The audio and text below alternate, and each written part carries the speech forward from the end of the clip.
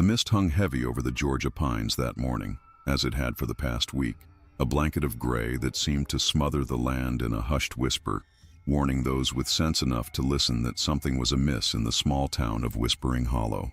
The year was 1861, and while most of the South had its eyes turned toward the brewing conflict between the states, the residents of this isolated hamlet had concerns far more immediate than any war. For in their midst, nestled at the edge of town where the forest grew thick and unwelcoming, stood the Blackwood estate, a grand but weathered mansion that loomed like a sentinel against the encroaching wilderness. It was there that young Abigail Blackwood lived with her father, Thaddeus, a once respected physician whose practice had dwindled to near nothing in recent years. The townsfolk spoke of the pair in hushed tones, their conversations falling silent whenever either of the Blackwoods approached. But it wasn't the peculiar doctor who inspired the most unease among the local population. It was his daughter.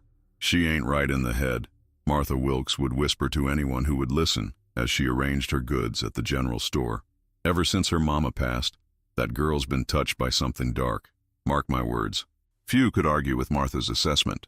At 16 years of age, Abigail Blackwood should have been concerning herself with suitors and social calls, yet she was rarely seen in town except on those occasions when she accompanied her father to purchase supplies. Even then, she moved with an eerie grace, her eyes, one blue, one green, never seeming to blink as they surveyed the world around her with cold curiosity. But it was not merely her unsettling gaze or her silent demeanor that caused the townspeople to cross to the opposite side of the street when they saw her approaching. It was what she carried with her, always cradled in her arms like a precious infant, one of her dolls. No ordinary playthings, these. Each was nearly the size of a small child, with porcelain faces so finely crafted that they seemed almost alive. Their glass eyes caught the light in ways that made them appear to follow movement, and their tiny stitched mouths were forever frozen in expressions that hovered uncomfortably between smiles and grimaces. "She makes them herself," the sheriff, Tobias Mercer, had once explained to a traveling salesman who'd inquired about the strange girl. "Designs 'em, sews 'em, paints 'em. Got a whole collection up there in that house. Some folks say she talks to 'em like they're real people." What the sheriff didn't mention, what no one in Whispering Hollow liked to discuss openly, was how the dolls always seemed to bear an uncanny resemblance to certain townspeople, features that were just similar enough to recognize, yet distorted in subtle ways that made them all the more disturbing. It was with these thoughts weighing heavily on his mind that Reverend Jonathan Miller made his way up the winding path to the Blackwood estate on that misty morning in late March. He clutched his Bible tightly to his chest, more for comfort than for any spiritual purpose, though he would never have admitted as much. The leather-bound volume was worn smooth from years of handling, its pages dog-eared and well-loved, a testament to the Reverend's devotion. He had not wanted to come. In truth, he had spent the better part of the previous night on his knees in prayer, seeking divine guidance or perhaps a sign that his journey could be postponed. None had come, and so with the first light of dawn, he had set out to fulfill his duty as the town's spiritual leader. The Hendersons had been missing for 3 days now. Caleb and Mary Henderson, along with their young son Thomas, had failed to attend Sunday services, an occurrence so out of character that it had immediately raised concerns. When subsequent visits to their modest farmhouse had revealed no signs of the family, the town had organized a search. Their efforts had yielded nothing, and as worry had given way to fear, many had begun to cast suspicious glances toward the Blackwood estate. "I ain't saying for certain," Tobias had confided to the Reverend after yesterday's unsuccessful search, "but Abigail was seen near the Henderson place last week, just standing there at the edge of their property, watching the house with one of them dolls in her arms." And so it fell to Reverend Miller to call upon the Blackwoods to inquire, delicately of course, whether they might have any knowledge of the family's whereabouts. It was a task he approached with considerable trepidation, for he, like many others, had never felt entirely comfortable in Abigail's presence. As he approached the grand front doors of the mansion, Miller couldn't help but note how the once fine estate had fallen into disrepair. Paint peeled from the columns that supported the upper balcony, and several of the windows were covered with boards, giving the impression of a face with eyes forced shut. The gardens, once the pride of Abigail's mother, had grown wild and unkempt, roses and thorns twining together in chaotic profusion. He raised the brass knocker, shaped, he noted with discomfort, like a small hand, and let it fall against the wood with a sound that seemed to echo through the stillness of the morning. For a long moment, There was no response, and Miller was on the verge of turning away when he heard the soft shuffle of footsteps approaching from within. The door creaked open, and the Reverend found himself face to face, not with Thaddeus, as he had expected, but with Abigail herself. She wore a high-collared dress of midnight blue, her raven hair pulled back in a severe bun that emphasized the sharpness of her features. In her arms she cradled what appeared to be her newest creation, a doll with golden curls not unlike those of young Thomas Henderson. "Reverend Miller," she said, her voice so soft that he had to lean forward to hear her. "What an unexpected pleasure. Father is in his study. Will you come in?" There was something in her tone that made it clear this was not truly a question, and before he could formulate a proper response, Miller found himself stepping across the threshold into the dimly lit foyer of the Blackwood home. The door swung shut behind him with a finality that sent a chill racing down his spine. "You mustn't mind the state of things," Abigail continued, leading him through the entrance hall toward what he presumed was Thaddeus's study. "Since Mother passed, we have found little use for most of the rooms. Father and I prefer to keep to ourselves. The interior of the mansion was as neglected as its exterior, with dust-covered furniture draped in sheets like ghostly sentinels. The wallpaper, once a rich burgundy, had faded to the color of dried blood and peeled away in long strips that curled like withering fingers. But it was not the decay that most disturbed the Reverend. It was the dolls. They were everywhere, seated on chairs, propped in corners, arranged on shelves that lined the walls. Dozens of glass eyes followed his progress through the house. Dozens of stitched mouths seemed to whisper secrets just beyond his hearing. Each doll was dressed in exquisite miniature clothing, each positioned as though frozen in the midst of some everyday activity. "My children," Abigail said, noting his gaze. "Father says I ought not to call them that, but they're more loyal than any flesh and blood could ever be. They never disappoint me. They never leave." Miller swallowed hard, forcing a smile that felt brittle upon his lips. "They are most impressive, Miss Blackwood. Your skill is remarkable." "You're kind to say so, Reverend. Not everyone appreciates my art." She paused before a closed door, shifting the doll in her arms so that its face was turned toward him. "This is my newest. I've named him Thomas. Do you like him?" The resemblance was unmistakable. The same button nose, the same cherubic cheeks as the missing Henderson boy. Even the small birthmark below the left eye had been meticulously recreated. Miller felt his mouth go dry, his heart beginning to hammer against his ribs. "It's quite lifelike," he managed at last. "The detail is extraordinary." Abigail's mismatched eyes seemed to gleam with pleasure at the compliment. "I take great care with each one. The eyes are the most important part, you know. Windows to the soul and all that. But I shouldn't keep you waiting. Father will be eager to receive you." She pushed open the study door without knocking, revealing a room that stood in stark contrast to the rest of the house. Unlike the abandoned, decaying spaces they had passed through, Thaddeus Blackwood's study was immaculate. Every surface polished to a high shine, every book on the extensive shelves precisely aligned, every instrument on his desk arranged with surgical precision. The doctor himself sat behind a massive oak desk, his thin frame appearing almost lost within the large leather chair. He looked up from his work, some sort of detailed sketching, Miller noted, and regarded his visitor with an expression of mild surprise.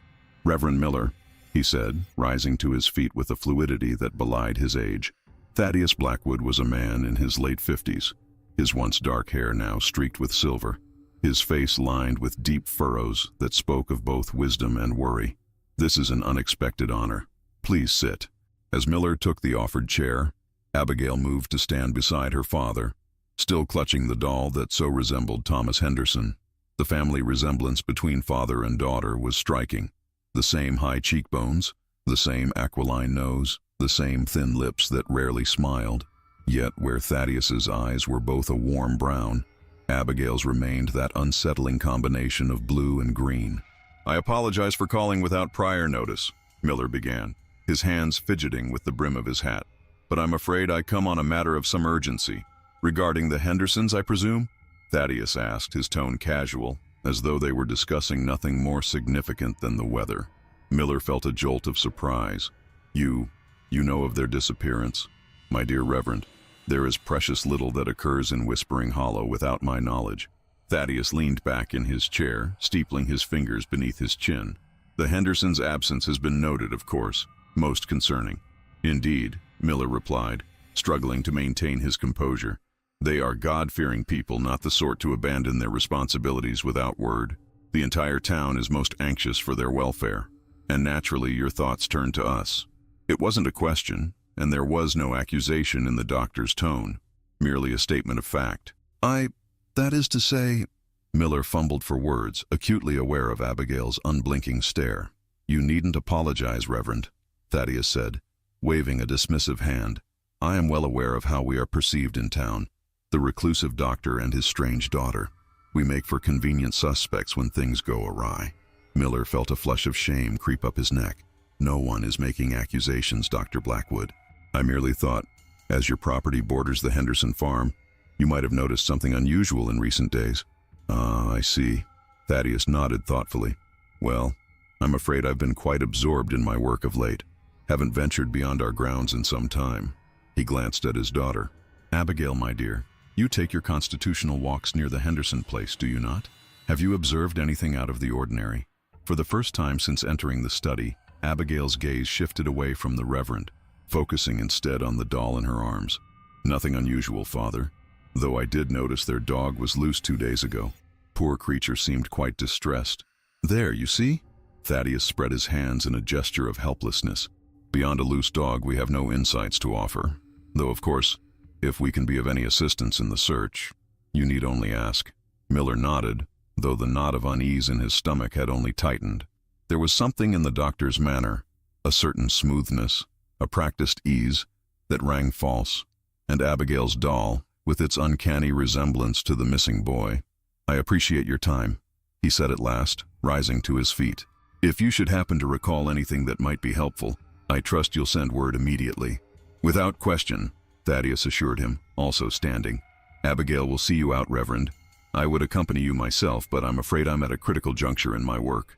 As Miller followed Abigail back through the maze of neglected rooms and watching dolls, he found himself seized by a sudden, overwhelming urge to flee the house, to run from this place and never return. Yet something held him back, some sense of duty that would not allow him to leave without one final attempt. At the front door, as Abigail reached for the handle, he cleared his throat. Miss Blackwood, he said, forcing himself to meet her mismatched gaze. That doll you're carrying, the one you've named Thomas, it bears a striking resemblance to the Henderson boy. If he had expected her to show signs of discomfort or guilt, he was disappointed. Abigail merely smiled, a small, secret expression that didn't reach her eyes. Does it? I hadn't noticed. I suppose all children share certain features, do they not? Innocence has its own countenance. Indeed, Miller replied, unable to suppress a shiver. Well, I shall take my leave. Good day to you, Miss Blackwood. Good day, Reverend, she said, her voice barely above a whisper. Do be careful on your return to town. The paths through the woods can be treacherous for those who don't know the way.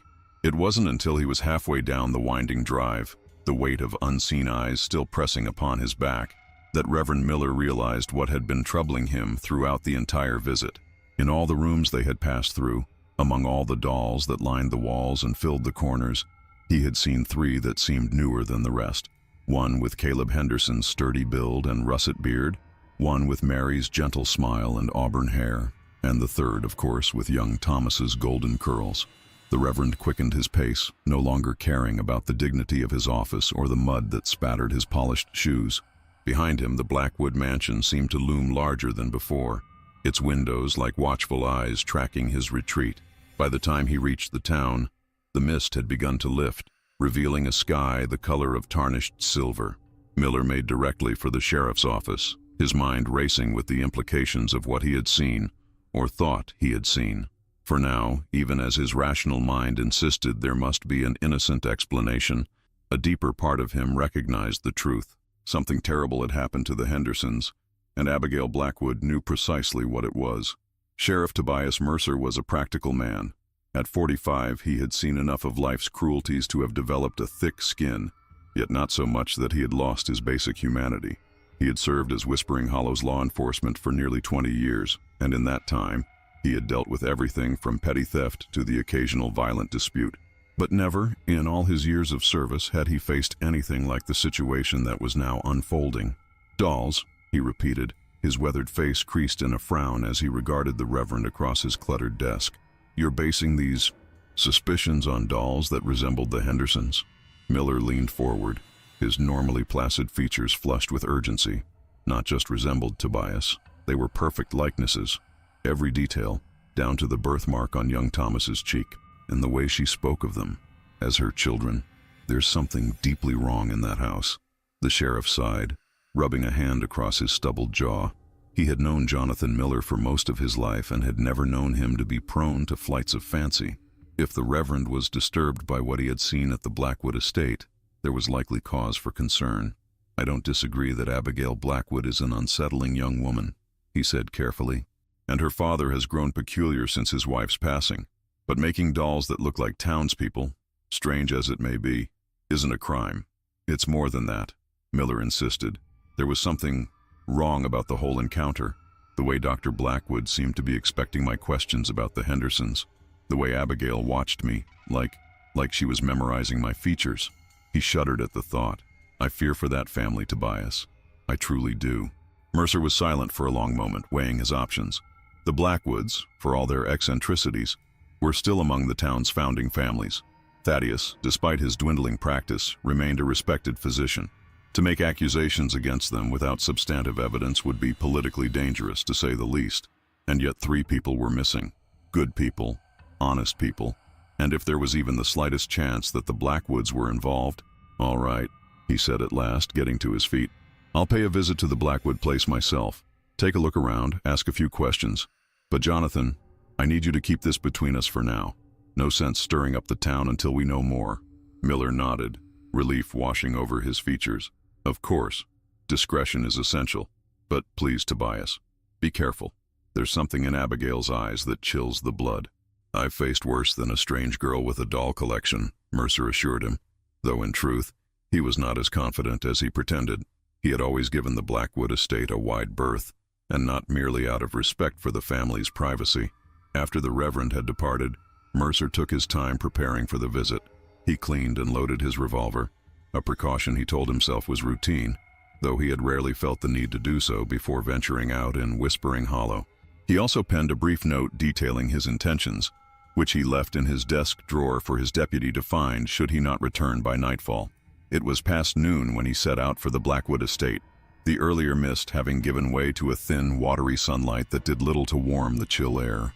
As he rode, Mercer found his thoughts turning to the rumors that had circulated about the Blackwoods over the years. Whispers of strange noises emanating from the mansion at night, of lights seen moving through the woods on moonless evenings, of livestock found mysteriously slaughtered on neighboring farms. None of these stories had ever amounted to anything concrete, and Mercer had dismissed them as the typical superstitions that tended to attach themselves to wealthy, reclusive families. Now, however, he found himself wondering if there might have been a kernel of truth to them after all. The Blackwood estate appeared even more imposing in the pale afternoon light than it had during the Reverend's morning visit. The mansion seemed to crouch among the ancient oaks that surrounded it, its weathered facade bearing an expression that Mercer could only describe as watchful. As he approached the front entrance, he noticed something he had not observed on his previous, infrequent visits: a series of small, almost imperceptible symbols carved into the wood of the doorframe. They were not decorative in any conventional sense, their angular forms suggesting something older, more primal than mere ornamentation. Mercer frowned, running a finger over one of the markings. It reminded him of the protective sigils his grandmother had sometimes drawn, though these seemed somehow inverted, as though designed not to keep evil out, but to hold something in. Before he could ponder this further, the door swung open, revealing Thaddeus Blackwood. The doctor appeared more haggard than Mercer remembered, with dark circles beneath his eyes, suggesting recent sleepless nights. Nevertheless, he greeted the sheriff with his customary politeness. "Sheriff Mercer," he said, his voice betraying only mild surprise. "2 visitors in one day. We are becoming positively social. Please come in." Mercer stepped into the foyer, instantly struck by the oppressive stillness of the house. It was more than mere quiet. It was an absence of sound so complete that it seemed to press against his eardrums. Even the ticking of the grandfather clock in the corner seemed muted, as though fighting against the silence. "I assume you're here about the Hendersons as well," Thaddeus continued, leading the way toward his study. Reverend Miller was quite concerned this morning. I wish I could offer more insight, but as I told him, we have observed nothing unusual. I'd still like to ask a few questions if you don't mind, Mercer replied, his eyes scanning the dimly lit hallway. Unlike Miller, he had never been inside the Blackwood home before, and he found himself unprepared for the sheer number of dolls that occupied nearly every available space. They lined the walls in neat rows, sat arranged in tableaux on side tables, peered down from specially constructed shelves. Each was immaculately crafted, with painted porcelain faces and real human hair, or what appeared to be human hair, arranged in various styles. Their clothing was equally detailed, from miniature lace collars to tiny leather shoes. My daughter's creations, Thaddeus explained, noting the sheriff's attention. Abigail has always had a talent for doll making. Her mother encouraged it, said it would make her an excellent mother someday. A shadow passed over his features. That was before, of course. Before, Mercer prompted, when the doctor did not elaborate.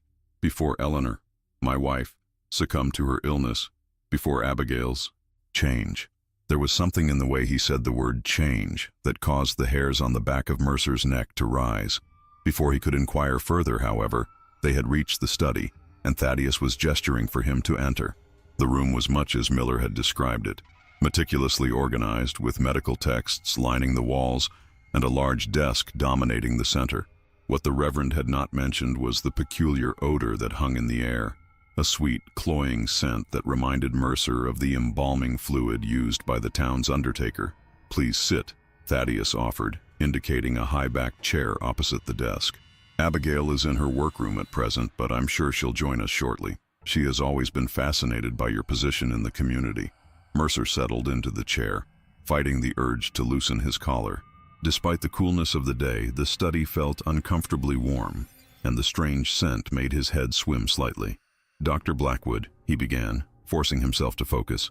When exactly was the last time you saw or had contact with any of the Henderson family? Thaddeus considered the question, tapping his fingers thoughtfully against the polished surface of his desk. I believe Caleb came to see me about 2 weeks ago. A persistent cough that had been troubling him. Nothing serious. I prescribed a tonic that seemed to ease the symptoms. And Mrs. Henderson or the boy? Mary occasionally assists with the church socials, as does Abigail when she's feeling sociable. They may have spoken recently. As for young Thomas, he frowned slightly. I can't recall any specific interaction. Mercer nodded, making a mental note of the timeline.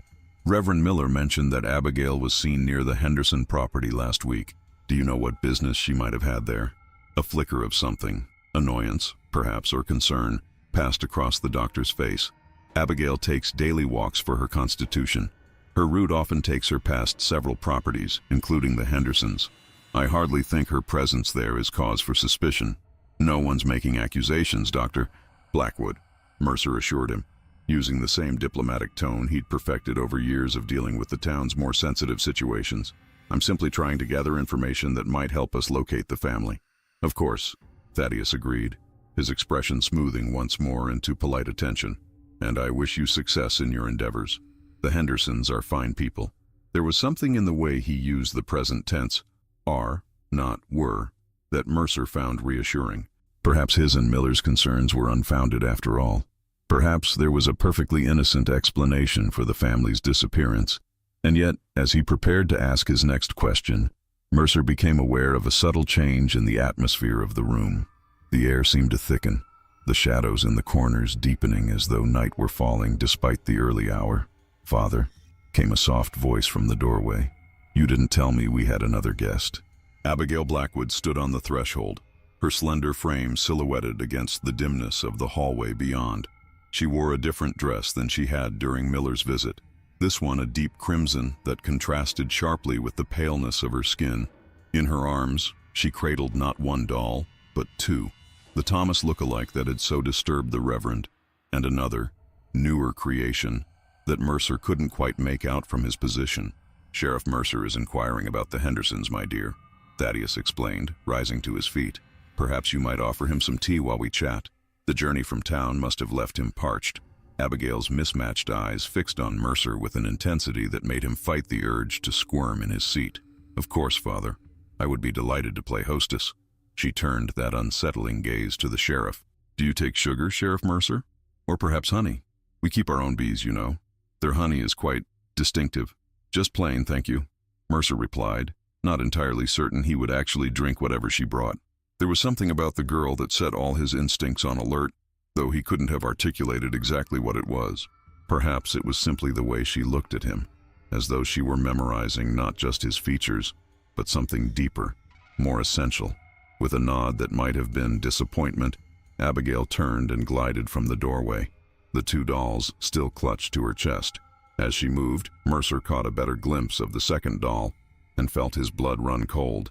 The doll had his face, not an approximation, not a general likeness, but his exact features, down to the small scar that bisected his left eyebrow, the result of a childhood fall. The eyes were the same shade of gray, the hair the same salt and pepper, the expression the same mix of authority and weariness that he saw each morning in his shaving mirror. "Is something wrong, Sheriff?" Thaddeus asked, his tone concerned, but his eyes sharp with observation. Mercer forced himself to look away from the retreating figure of Abigail and her dolls. "No," he lied, his mouth suddenly dry. "Just wool gathering for a moment. Now, about the Hendersons. You mentioned Caleb visited you 2 weeks ago. Was he in good spirits? Did he give any indication that the family might be planning to leave town?" As Thaddeus began to answer, Mercer found his attention divided between the doctor's words and the faint sounds of Abigail moving about somewhere deeper in the house. A cupboard opening and closing, the clatter of china, the soft hiss of a kettle, ordinary domestic noises that should have been reassuring, but somehow only increased his sense of unease. He was so preoccupied with tracking these distant sounds that he almost missed the significance of what Thaddeus was saying. So, while Caleb didn't specifically mention any travel plans, he did express some concern about Abigail's interest in young Thomas. Mercer's focus snapped back to the present. "I beg your pardon? What kind of interest?" Thaddeus sighed, a sound of parental resignation. "Nothing untoward, I assure you. Abigail has always been fond of children, though she has few opportunities to interact with them given our somewhat isolated lifestyle. She had taken to leaving small gifts for the boy, carved wooden animals mostly, though I believe she also crafted a doll for him at one point. And Caleb objected to these gifts.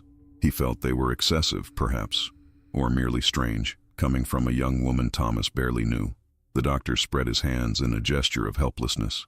"I spoke to Abigail about respecting the family's boundaries, of course, and she assured me she would. That was the last I heard of the matter." Mercer frowned, trying to reconcile this new information with what he already knew, or thought he knew, about the situation. If Abigail had developed some sort of fixation on the Henderson boy, and if Caleb had confronted her about it, his thoughts were interrupted by Abigail's return. She carried a silver tea tray laden with a porcelain pot and 3 delicate cups, which she set on a small table beside her father's desk. The doll with Mercer's face was now propped against her shoulder, its head lolling slightly with her movements in a grotesque parody of life. "Your tea, gentlemen," she announced, her voice carrying that same whispery quality that seemed to fade before reaching the corners of the room. "I've taken the liberty of adding a touch of our honey to yours, Father, as you prefer." "Thank you, my dear," Thaddeus replied, accepting the cup she offered with a smile that, to Mercer's eye, seemed strained.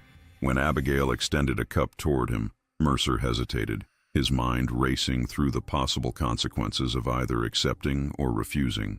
To drink might be dangerous, if his growing suspicions about the Blackwoods were correct. To refuse would be to openly demonstrate his distrust, potentially closing off any chance of learning more. In the end, caution won out. "Actually, Miss Blackwood, I find I'm not thirsty after all," he said, attempting a polite smile. "But I thank you for the thought." Something flickered in those mismatched eyes. Annoyance, perhaps, or a colder emotion that Mercer preferred not to name. "As you wish, Sheriff. Though I assure you, our tea is quite excellent. Mother always said that hospitality was the mark of a civilized household." "Speaking of hospitality," Mercer said, seizing the opportunity to steer the conversation, "I understand you've been showing some kindness to young Thomas Henderson. His father mentioned that you'd been leaving gifts for the boy." If he had hoped to catch her off guard, he was disappointed. Abigail merely smiled, a small, secret expression that didn't reach her eyes. Thomas is a delightful child, so receptive. Most children these days are coarsened by too much freedom and too little discipline. But Thomas has a sweetness about him that is quite rare. The way she spoke, in the present tense, just as her father had, caused some of the tension in Mercer's shoulders to ease. Perhaps the family was simply away on an unannounced trip after all.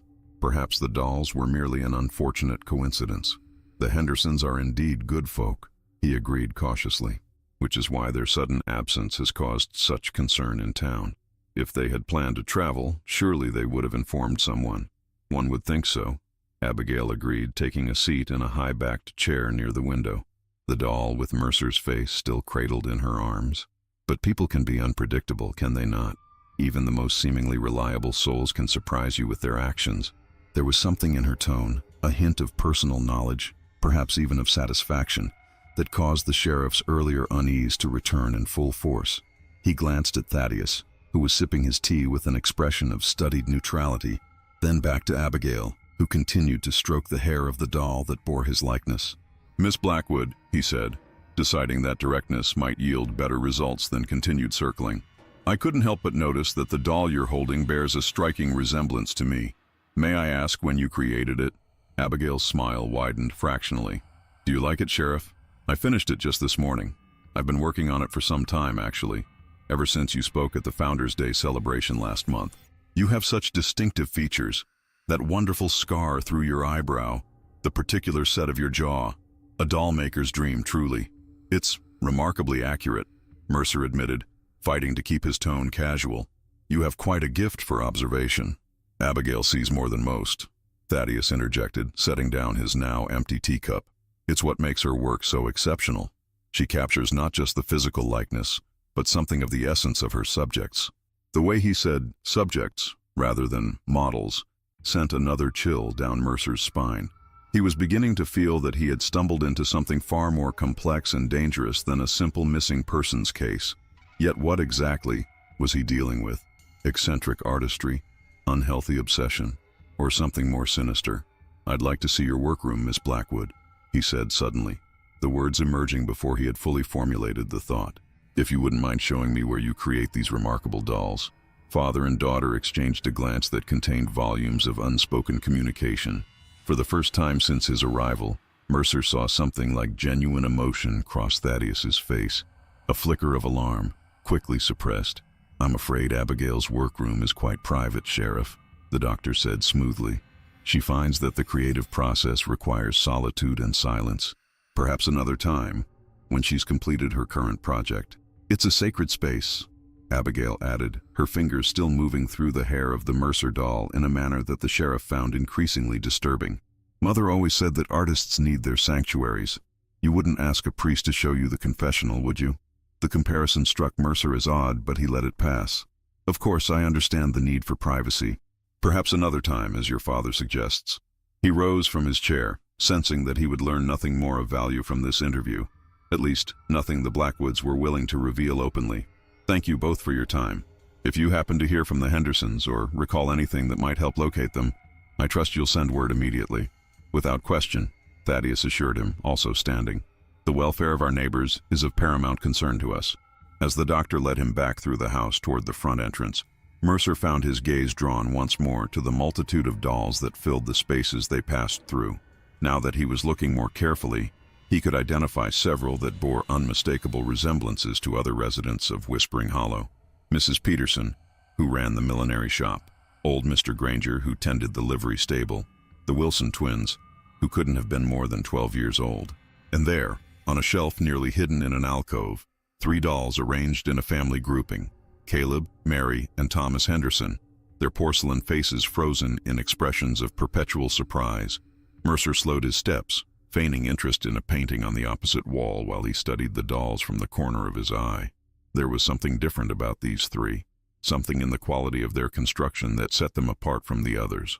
The stitching on their clothing seemed fresher, the paint on their faces more vibrant, and their eyes seemed to follow him, pleading for something he couldn't quite discern. "Fascinating work, isn't it?" Thaddeus commented, noticing Mercer's attention. "That particular set is among Abigail's most recent creations. She calls it the Happy Family. A bit sentimental, perhaps, but touching in its way." Mercer nodded, not trusting himself to speak. He had seen enough, more than enough, to convince him that his and Miller's concerns were well-founded. Something was deeply wrong in the Blackwood household, something that went beyond mere eccentricity or artistic obsession. At the front door, Thaddeus extended his hand. "A pleasure, Sheriff, despite the circumstances. Do let us know when the Hendersons return. Abigail will want to resume her friendship with young Thomas." Mercer shook the offered hand, noting how cold the doctor's fingers felt against his palm. "Of course. Good day to you, Dr. Blackwood." As he mounted his horse and began the ride back to town, Mercer couldn't shake the image of those three dolls, their glass eyes seeming to beg for release from some unspeakable captivity. Nor could he forget the doll that bore his own face, now in Abigail's possession, a thought that filled him with a dread he couldn't entirely rationalize. By the time he reached the outskirts of Whispering Hollow, the sun was beginning to set, casting long shadows across the dusty road. Mercer had made up his mind. Tonight, he would gather a few trusted men, including Reverend Miller, and return to the Blackwood estate under cover of darkness. They would search the property thoroughly, focusing on Abigail's mysterious workroom and any outbuildings that might serve as hiding places. If the Hendersons were there, alive or otherwise, he would find them. What Tobias Mercer could not have known, as he rode toward town with purpose hardening his resolve, was that Abigail Blackwood stood at an upper window of the mansion, watching his departure with those mismatched eyes that saw far more than ordinary vision would allow. In her hands, she held not the doll that bore his likeness, but a needle and thread, poised to make the final stitches that would complete her newest creation. "He knows," she whispered to the empty room, or perhaps to the dozens of glass eyes that watched her from every shelf and corner. "Or he suspects. At the very least, Father won't be pleased." Behind her, from the shadows of her private chamber, came a soft, muffled sound, something between a whimper and a moan. Abigail turned, her pale face illuminated by a shaft of fading sunlight that transformed her features into a mask of otherworldly beauty. "Hush now," she soothed, moving toward the source of the sound. "It won't be long, and then you'll be perfect, just like all the others. Wouldn't that be lovely, to be perfect forever?" The only response was another muffled sound, weaker this time. Abigail smiled, turning the needle so that it caught the light. "I know it hurts," she admitted, her voice still carrying that gentle, almost maternal tone. "But Mother always said that beauty requires sacrifice. And you will be beautiful, Sheriff Mercer. I promise you that." In her mind's eye, she could already see him, seated beside the Hendersons in her special collection, his glass eyes reflecting the candlelight, his stitched mouth forever frozen in an expression of dignified concern. He would make a fine addition, perhaps her finest yet. And after him, the Reverend. And after the Reverend, whoever else came looking for them all. Whispering Hollow was such a small town after all. In time, she would have them all. The hour was late when Sheriff Mercer reconvened with Reverend Miller in the small, lamplit office behind the jailhouse. The room, normally reserved for official business and the occasional interrogation, now served as a war council of sorts, with maps of the Blackwood property spread across the scarred wooden desk. "They're hiding something," Mercer stated flatly, jabbing a finger at the location of the main house. "The way they spoke about the Hendersons, the way they evaded certain questions. And those dolls, Jonathan. You were right about them. They're not just similar to the townspeople. They're exact likenesses." Miller nodded grimly, his normally serene features troubled in the dim light. "I feared as much. Did you see the one that resembles young Thomas?" "That and more," Mercer confirmed, "including one with my own face, which Abigail claims to have finished just this morning." He suppressed a shudder at the memory. "There's something profoundly wrong happening in that house, and I mean to find out what it is tonight." "Tonight?" Miller echoed, alarm evident in his tone. "Surely it would be wiser to wait for daylight, to gather more men."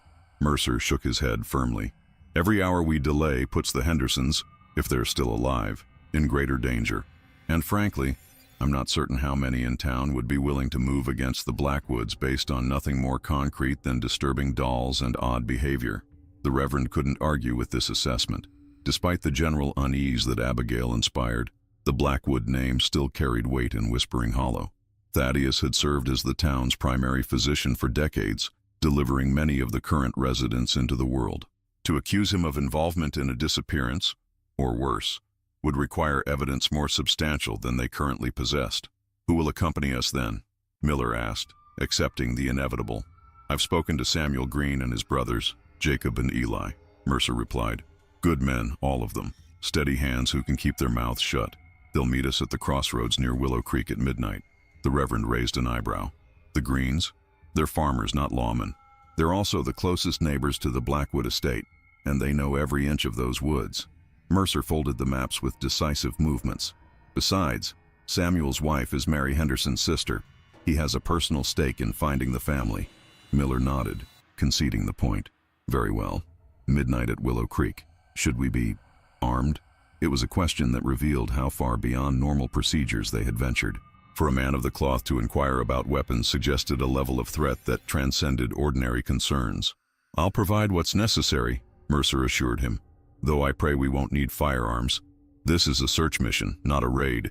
We find the Hendersons, we bring them home safely, and we deal with the Blackwoods according to the law." The Reverend's expression suggested he was not entirely convinced by this orderly scenario, but he raised no further objections. "I shall pray for our success," he said simply, "and for the safety of the Henderson family." As Miller took his leave, slipping out through the rear door to avoid being seen, Mercer turned his attention to preparing for the night's expedition. He cleaned and loaded his revolver with methodical precision, checked that his shotgun was in working order, and gathered extra ammunition for both. He also packed a bullseye lantern, rope, and a small medical kit, essential items for any search and rescue operation. Yet as he worked, he found himself repeatedly glancing at his own reflection in the small mirror that hung on the office wall. The face that looked back at him was haggard with worry and lack of sleep, but unmistakably his own. The same face that Abigail Blackwood had somehow captured in porcelain and cloth with such uncanny accuracy. How had she done it? When had she observed him closely enough to recreate every line and feature, right down to the small scar through his eyebrow? The thought of being watched, studied so intimately without his knowledge, made his skin crawl. By the time midnight approached, Mercer had composed himself sufficiently to present a confident front to the men who would accompany him. He rode out of town quietly, avoiding the main street where late revelers from the tavern might spot him and ask inconvenient questions. The night was clear, but moonless, the spring air carrying a hint of the previous day's rain. As he approached the appointed meeting place, Mercer could make out 4 figures waiting in the shadows of a massive willow tree, their horses tethered nearby. The Green brothers and Reverend Miller had all kept their appointment. "Sheriff," Samuel Green greeted him in a hushed voice. A barrel-chested man of 30 with a thick red beard and calloused hands. He had the steady demeanor of someone accustomed to hard work and careful planning. His younger brothers, twins Jacob and Eli, stood flanking him like sentinels. "We're ready when you are." Mercer dismounted, tying his horse alongside theirs before addressing the small group. "I appreciate you coming, all of you. What we're doing tonight isn't strictly within the bounds of my authority as sheriff. I want to be clear about that. We have suspicions, not proof, and under normal circumstances, I'd need a warrant to search the Blackwood property." "These ain't normal circumstances," Samuel replied grimly. "Mary and Caleb and little Thomas have been gone for days now. If there's even a chance they're being held at the Blackwood place." He left the sentence unfinished, his meaning clear. "We'll approach from the north," Mercer continued, unfolding one of the maps he had brought. "There's a service path that leads to the kitchen garden and the old carriage house. Less likely to be noticed that way than coming up the main drive." "The carriage house has been abandoned for years," Jacob Green noted. "Thaddeus keeps his buggy in the small stable attached to the main house now."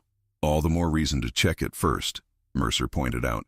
"If they're holding the Hendersons somewhere on the property, an unused building would be ideal, isolated but close enough to monitor."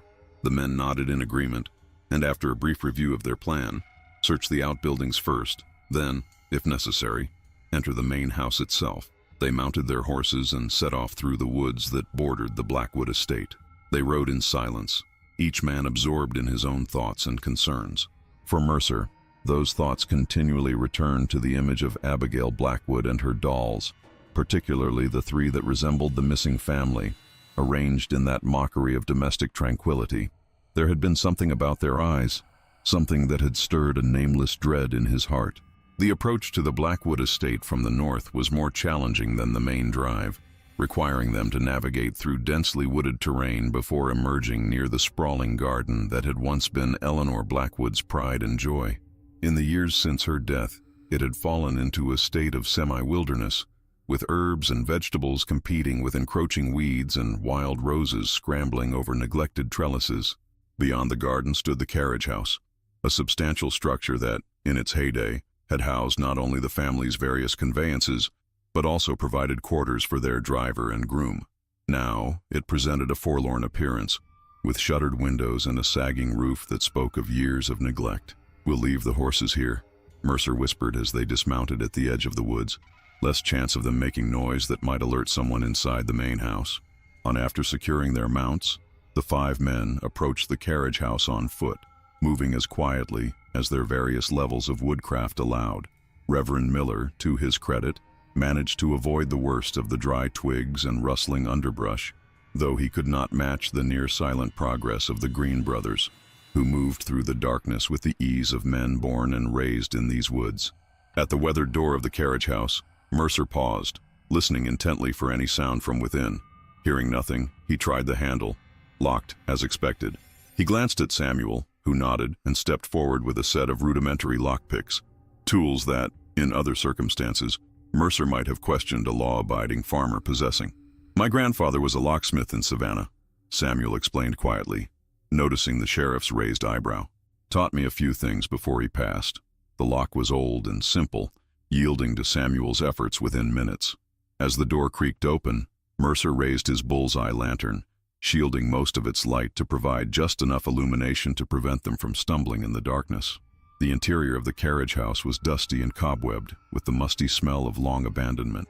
The main floor, once home to the family's carriages, was now empty, save for a few broken pieces of furniture and some rotting harness leather hanging from pegs on the wall. A staircase led to what had once been the living quarters for the servants. "Jacob, Eli, check upstairs," Mercer instructed in a whisper. "Samuel, you and the Reverend help me search this level. Look for any signs of recent activity, footprints in the dust, moved objects, anything that suggests someone has been here in the past week." The twins nodded and ascended the stairs with careful steps, while Mercer, Samuel, and Miller began a methodical examination of the ground floor. It quickly became apparent that the carriage house, whatever secrets it might once have held, had not been used in any significant way for years. The dust lay thick and undisturbed on every surface, and the few footprints they found were clearly old, dried mud from seasons past. Jacob and Eli returned from their inspection of the upper floor with similar findings. Nothing to suggest that the Hendersons or anyone else had been there recently. "There's the stable next," Samuel suggested, his voice tight with the strain of maintained hope. "Or the root cellar behind the kitchen. That's where Eleanor used to store preserves and such." Mercer nodded, leading the way back outside. The main house loomed in the distance, its dark windows like blind eyes staring out into the night. Only one showed a faint glow, an upper floor room that, Mercer guessed, might be Abigail's workshop, or perhaps Thaddeus's study. They approached the stable with the same caution they had shown at the carriage house. This building, unlike its counterpart, showed signs of regular use. The doctor's buggy was visible through the half-open doors, and the single stall contained a well-groomed bay gelding that whickered softly as they entered. Again, they found nothing to indicate the presence of captives or any unusual activity. The root cellar, similarly, yielded nothing but ancient jars of preserves and a few sprouting potatoes forgotten in a corner. "That leaves the main house," Reverend Miller said quietly, voicing what they all knew but had hoped to avoid.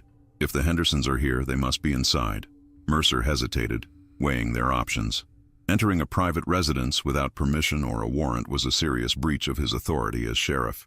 If he was wrong about the Blackwoods, if the family was innocent of wrongdoing, such an action could cost him his position and possibly lead to legal consequences for all of them. And yet, the memory of those 3 dolls with their pleading eyes, the unnatural interest Abigail had shown in young Thomas, the evasiveness of both Blackwoods when questioned directly about the Hendersons, all of it pointed to something sinister that demanded investigation. "We'll try the back entrance through the kitchen," he decided finally. "If we're fortunate, they'll both be asleep at this hour. We can search the ground floor first, then move upstairs if necessary." Samuel nodded grimly, his hand moving to the handle of the hunting knife sheathed at his belt. "And if they're not asleep, if they find us inside, then I'll deal with them according to the law," Mercer replied firmly. "But let's be clear, we're here to find the Hendersons, not to confront the Blackwoods unless absolutely necessary. If we locate the family, we get them out safely, then return with proper authority to handle the rest." This approach seemed to satisfy the Green brothers, though Reverend Miller looked troubled by the moral ambiguities of their situation. Nevertheless, he followed as they made their way across the overgrown garden toward the rear of the mansion. The kitchen entrance was locked, but again, Samuel's skills proved equal to the task. As the door swung open, Mercer raised his lantern slightly, revealing a large, well-appointed kitchen that, unlike much of the house he had seen earlier, appeared to be in regular use. Copper pots hung from a rack above a massive iron stove, and a variety of herbs dried in bunches from the ceiling beams. They entered cautiously, each man moving with exaggerated care to avoid making noise.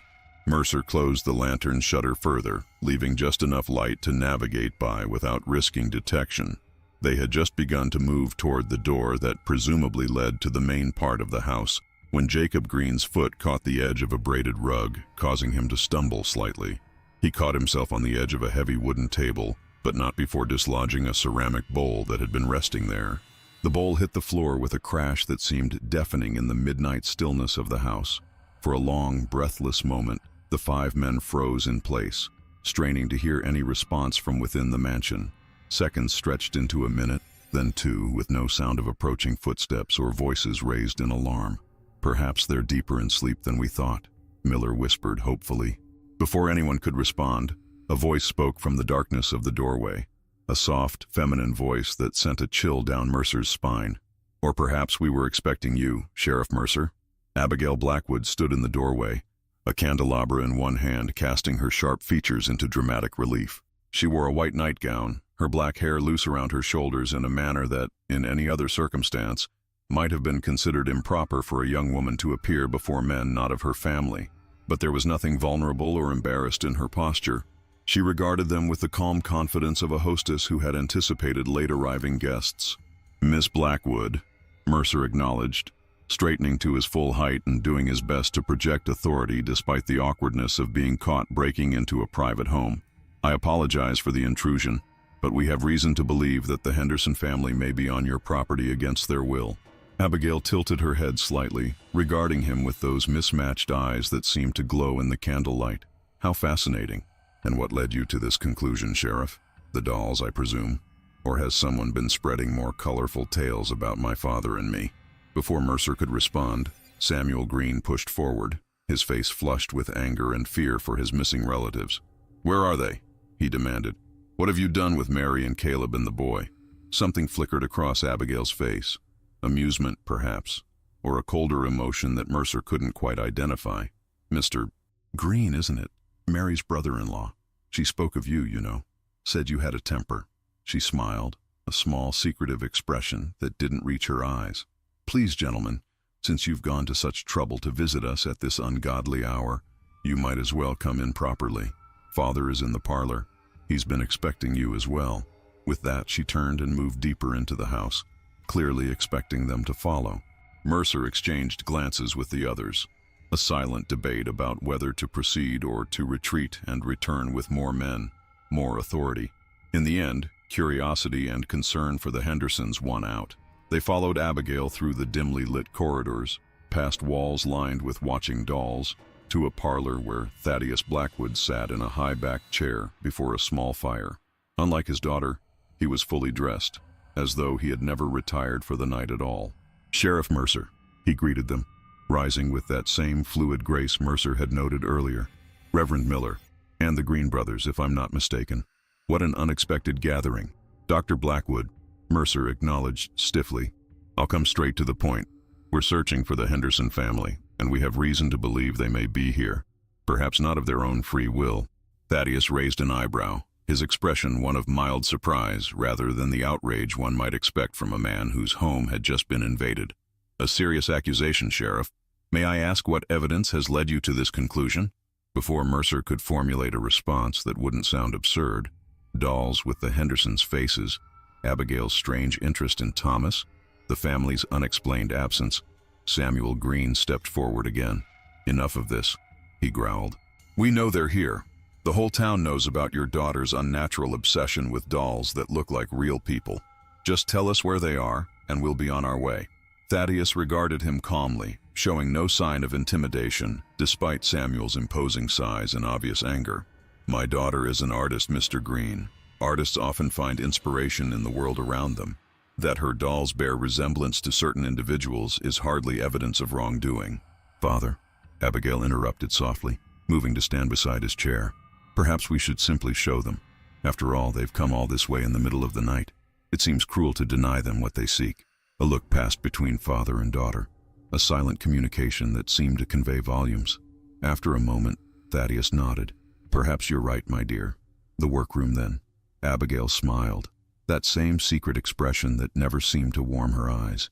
Yes, I think that would be best. They should see my latest creations. I'm particularly proud of the Henderson collection. So lifelike, don't you think? The casual way she referred to the missing family sent a wave of cold dread through Mercer. He glanced at the Green brothers, noting how their hands had moved closer to their weapons, and at Miller, whose face had gone pale with apprehension. Lead the way, Miss Blackwood, he said, his voice steadier than he felt. We would indeed like to see this collection. Abigail turned without another word and glided from the parlor, the men following behind her with varying degrees of trepidation. Thaddeus brought up the rear, his footsteps so quiet that Mercer found himself repeatedly glancing back to ensure the doctor was still with them. They ascended a grand staircase to the second floor, then continued up a narrower set of stairs to what must have been the third story or perhaps an attic space. The air grew noticeably warmer as they climbed, and Mercer detected that same sweet, cloying scent he had noticed in Thaddeus's study earlier. Stronger now, almost overwhelming. At the top of the stairs, Abigail paused before a heavy oak door reinforced with iron bands. From her nightgown pocket, she produced an ornate key, which she inserted into the lock with a flourish reminiscent of a magician about to reveal her greatest trick. Gentlemen, she announced, welcome to my sanctuary. The door swung open to reveal a large circular room that must have occupied the entirety of the mansion's highest level. Dozens of candles burned in holders around the perimeter, casting the space in a warm golden light that seemed at odds with the chill that had settled in Mercer's bones.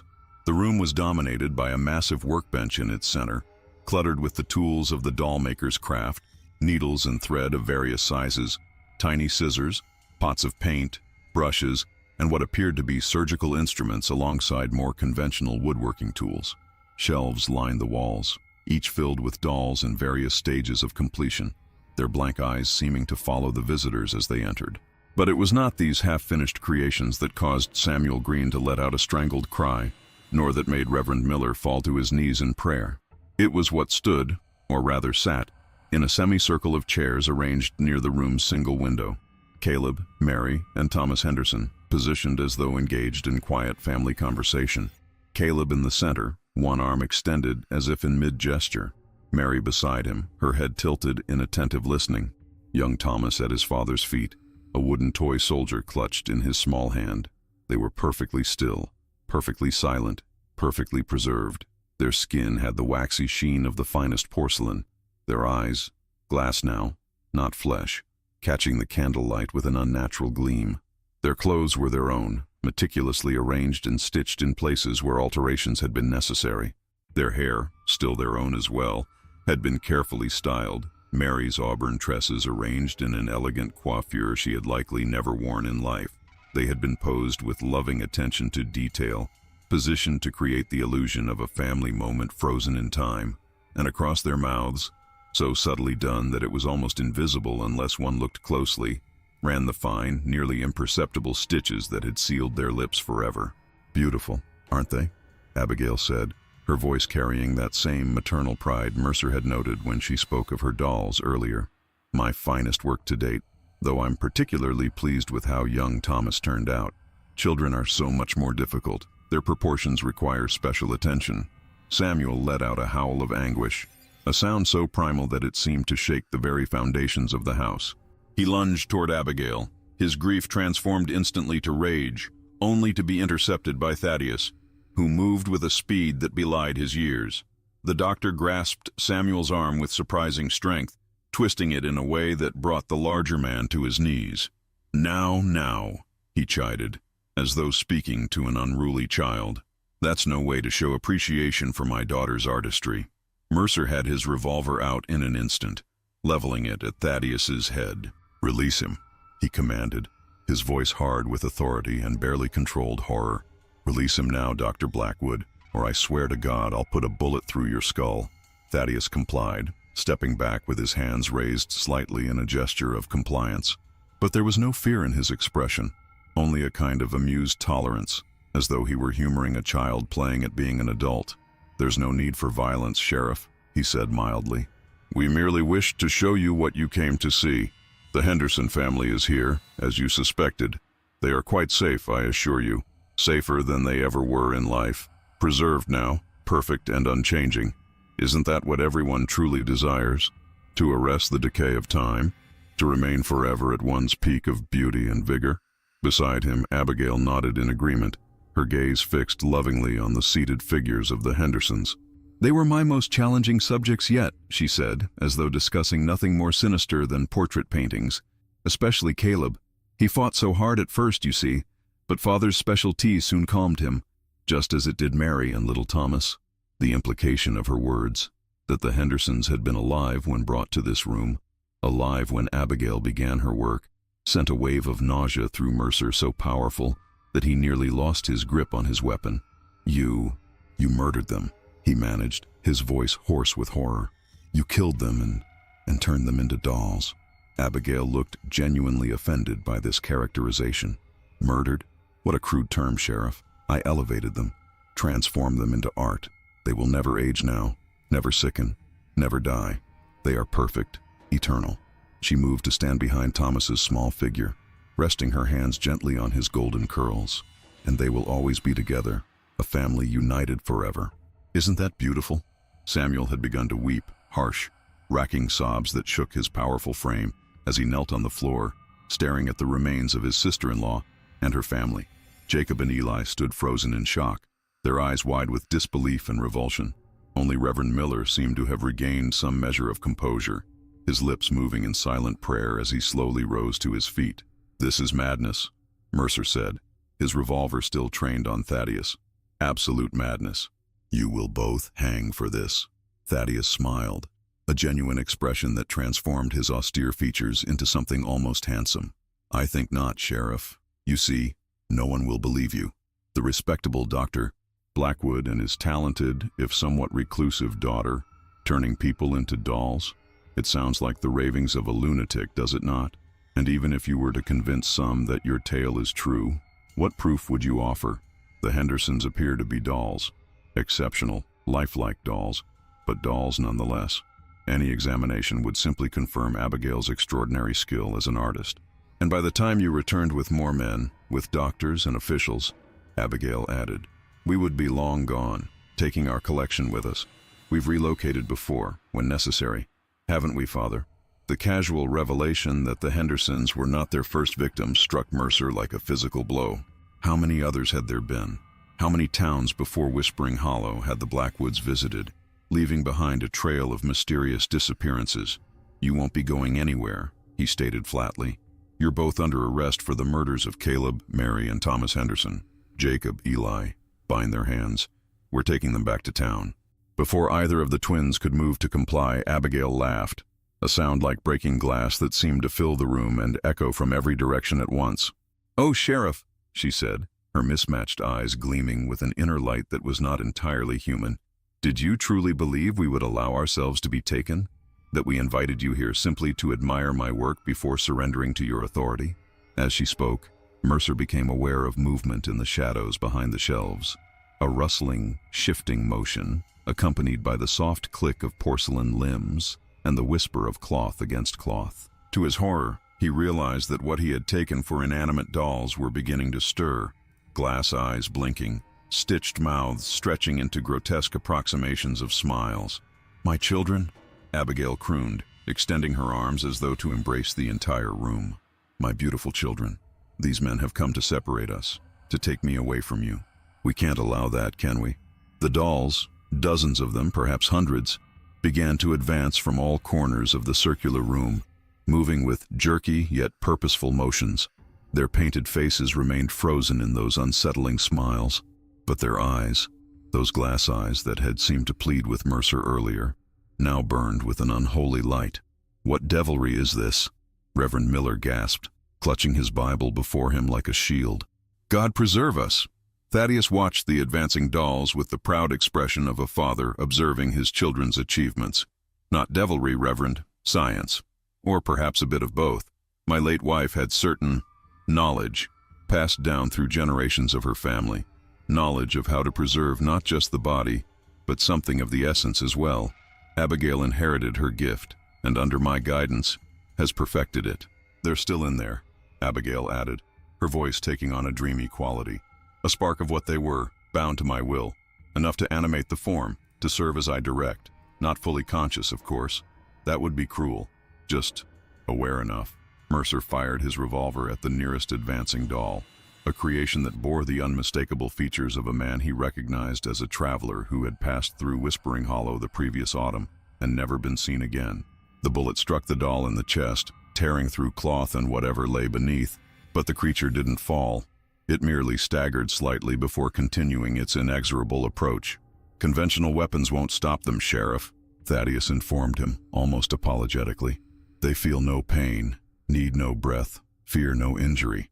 They exist now only to serve my daughter's will."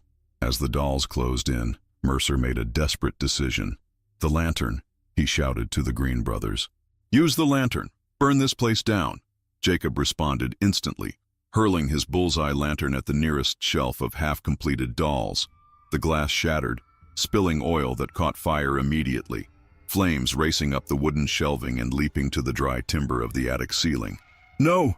Abigail screamed, her composure shattering for the first time. "My children! My precious children!" She lunged toward the spreading fire, only to be restrained by her father. "There's no time, Abigail," Thaddeus urged, pulling her toward a door half hidden behind a tapestry. "We must go. Now. We can start again elsewhere, as we always have." The dolls, momentarily confused by the conflict and Abigail's desires, had paused in their advance, giving Mercer and his companions a brief opportunity. "The stairs!" he shouted above the growing roar of the flames. "Go, all of you, now." Samuel had to be dragged away from the seated figures of the Hendersons, his grief momentarily overwhelming his instinct for survival. "We can't leave them like this," he protested, struggling against his brother's grip. "They're already gone, Samuel," Miller told him, his voice gentle but firm. "Their souls are with God now. These are just shells. Let them burn." As they retreated down the narrow staircase, Mercer glanced back to see Thaddeus and Abigail disappearing through the hidden door, a few of the more mobile dolls following after them like macabre attendants. The remainder stood amidst the growing inferno, their painted faces melting, their glass eyes reflecting the dance of flames as they silently burned. The fire spread with unnatural speed, as though the very house had been waiting for this cleansing blaze. By the time Mercer and the others staggered out into the cool night air, the upper floor was fully engulfed, and flames were beginning to lick at the windows of the second story. They retreated to the edge of the woods, watching in stunned silence as the Blackwood mansion was consumed. No one spoke of pursuing Thaddeus and Abigail. The horror they had witnessed in that attic room had left them all shaken to their cores, temporarily robbed of the will to do anything but bear witness to the destruction of that house of horrors. As dawn broke over the eastern horizon, painting the sky in shades of pink and gold that contrasted cruelly with the pall of black smoke still rising from the smoldering ruins, Mercer finally broke the silence. "We'll tell the town that the Hendersons perished in the fire," he said, his voice rough from smoke and emotion. "That we found evidence they were being held captive by the Blackwoods, who also died in the blaze. It's kinder that way, for the town, and for the Hendersons' memory." The others nodded in mute agreement, none of them eager to speak the full truth of what they had seen. Who would believe them in any case? Who would accept that the respected Dr. E. Blackwood and his daughter had been transforming the living into grotesque dolls animated by some unholy fusion of science and witchcraft? "In the Blackwoods?" Reverend Miller asked quietly. "They escaped. Should we not pursue them?" Mercer stared at the ruins of the mansion, where occasional flames still flickered amid the collapsed timbers. "We will," he promised. "I'll send telegrams to every sheriff and marshal within 100 miles. They won't find another town to prey upon, not if I can help it." But even as he spoke the words, Mercer felt the weight of doubt. Thaddeus had implied that they had done this before, had moved from place to place when suspicion grew too great. How many years had they been practicing their horrific art? How skilled were they at disappearing, at creating new identities, at insinuating themselves into unsuspecting communities. And then there was the doll, the one with his own face, that Abigail had completed just that morning. Had she taken it with her when she fled? Was it burning now in the ruins of her workshop? Or did she carry it still, a template for the sheriff who had discovered her secret and lived to tell the tale, a promise that one day she would return to complete her collection? As the sun rose fully above the trees, casting long shadows across the blackened skeleton of what had once been the grandest home in Whispering Hollow, Tobias Mercer made a silent vow. He would find the Blackwoods. He would bring them to justice for their unspeakable crimes, and he would never again dismiss the fearful whispers that sometimes arose about strangers who came to town, especially those with an unusual interest in creating lifelike dolls. For in the years that followed, rumors would occasionally reach Whispering Hollow, tales from distant towns of a distinguished doctor and his talented daughter, of exquisite dolls that captured the very essence of their subjects, and of people who vanished without trace, leaving nothing behind but whispered questions and inexplicable grief. And on nights when the mist hung heavy over the Georgia pines, Tobias Mercer would wake from troubled dreams in which porcelain hands reached for him from the shadows, and a soft voice whispered promises of perfection that would last for eternity. In the small town of Millfield, some 80 miles north of what had once been Whispering Hollow, a new doctor had recently established his practice. Dr. Thomas Blackwell was a widower of dignified bearing and obvious education, who had arrived with his daughter Emily, a quiet young woman with remarkable green eyes who rarely ventured into town except to purchase supplies for her doll making. Their home, while modest compared to their previous residence, was still one of the finest in the area, a handsome two-story structure set back from the main road, surrounded by tall pines that cast long shadows across the neatly tended garden. And if the townspeople sometimes felt uneasy in Emily Blackwell's presence, if they sometimes caught her studying their features with an intensity that bordered on inappropriate, they said nothing of it directly. After all, the dolls she created were truly extraordinary, so lifelike that they seemed almost to breathe, their glass eyes following visitors with an attentiveness that was uncanny yet somehow captivating. And when the son of the town's mayor went missing that first winter, few thought to connect his disappearance with the new addition to Emily's collection, a doll with the same golden curls and bright blue eyes that young William Evans had possessed in life. Fewer still would have recognized the doll that sat in Emily's private workroom, hidden from casual visitors, a figure with a weathered face and gray eyes, a small scar bisecting one eyebrow, dressed in the distinctive clothing of a sheriff from a town that no longer appeared on any map. And none would have understood the significance of the name she had given this particular creation, Tobias, or why she spent so many hours perfecting its features, whispering to it promises of a reunion that would, in time, make her collection complete once more. For art, as Abigail Blackwood had often observed, required patience above all else. And she had all the time in the world to wait for her favorite subject to find her again, as she knew, with the certainty of true obsession, that he eventually would. After all, her dolls always came home to her in the end.